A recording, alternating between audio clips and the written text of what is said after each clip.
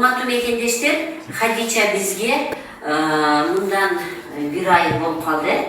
Bir ay мурун келген, сахарный диабет деп диагноз коюлуп, канчага көтөрүлгөн эң биринчи? 39 көтөрүлгөн. Албетте больницага алып барып, инсулин сайып, ошол инсулин менен жашап аткан.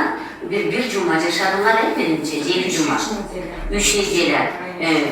Bir жума жашаган эмне келдиңер, Так, демек 39 болуп кеткенден кийин Хадичага инсулин сайган 5 единицаны бөлүп берип турдуңар, бир күндө 5 единицаны бөлүп, ошо сайып турду. Bir жумадан кийин мага келишти. Мен буларга түшүндүрүп бердим. Негизги сахарды түшүрүш үчүн нерв системасы, анан инсулин өзүбүздүн натуралдык инсулинди чыгарыш керек деп түшүндүрдүм.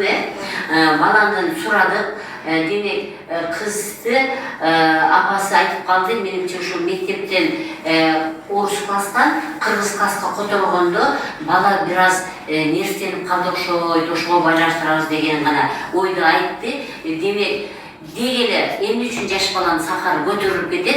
Бул бир гана нерв системасына байланыштуу жана кыймылына байланыштуу да. Барын түшүндүрдүм, булар уктук, мен өзүмдүн кеңешимди бердим. Мен айттым, баланы строго диетага түшүргүлө дедим. Анан кийин биздин көнүгүүлөрдү жасагыла дедим. Бирок булар абдан ушул орунду абдан интернеттен дагы издештирип туруп, өздөрүнүн көнүгүүсүн кошушкан. Бүгүнкү күнгө акыркы bir жумадан болуп калды, канча болуп калды? Акыркы bir жумадан ашып калды. Мен кайра звонок этип айтып турдум, инсулинди азайткыла, адамдын өзүнүн инсулини чыксын деп айтып турдум. Мына bir жумадан ашып калды. Демек 10 күнгө жакын булар инсулинди сайбай жатат. Эмне үчүн себебин азыр өзүнүн апасынан угайлы. Кантип силер кандай кылып ушул азыр инсулинди сайбай калдыңар? Biz başta bir birden izin azaytıp attık. Bir izin azaytıp, onun dietanı vücut yaptık da, böyle жесткий başladı dietanı. Dietanı dieta boyunуп kalgandan, birinci iki cuma takır gün aldık, üçüncü cuma boyunуп başlagandan, rezultat oldu. Резко 2-3 izin azaytıp, 3 izin azaytkandan keyin өзү резкий түштү. Биз ойлодук, медовый месяц башталды, уже диетанын результаты болду деп. Дагы токтоттук. Бир аз кармалып турду, эмеге бир 2 күн стабильно кармалды. Низкий болупчу. Анан уже андан кийин инсулин албай эле, жанагындай физический активность менен уже стабильно 9дан ашпай кармап кетет. Демек, эмне кылышты? Ошо bir тамакты бересиңер деп айткам да, bir тамакты бересиңер, анан текшересиңер дегем. Кайсы тамакка көтөрүлүп кетет, аны бербейсиңер дедим. Ошентип bir жуманын ичинде, bir жумадан ашып, булар кайсы тамакка көтөрүлөт, кайсы тамакка көтөрүлбөйт, уже булар тандап алышты. Анан ошо көтөрүлө турган нерсени бербей, строго мен диетам менен кармады, бирок бала башка жаш бала дейм, башка нерсе жегиси келиптир. Анан булар ошо башка нерселерди кошкон, бирок аны кайсы мезгилге кошкон? Активный кыймылдай турган мезгилге кошкон да. Мисалы түшкүгө ошо бир аз, мисалы бананга бир аз көтөрүлгөн мурун, бирок банан жегиси келген, бирок бананды булар түшкүгө берген дагы баланы абдан активный кылган. Эмне кылган?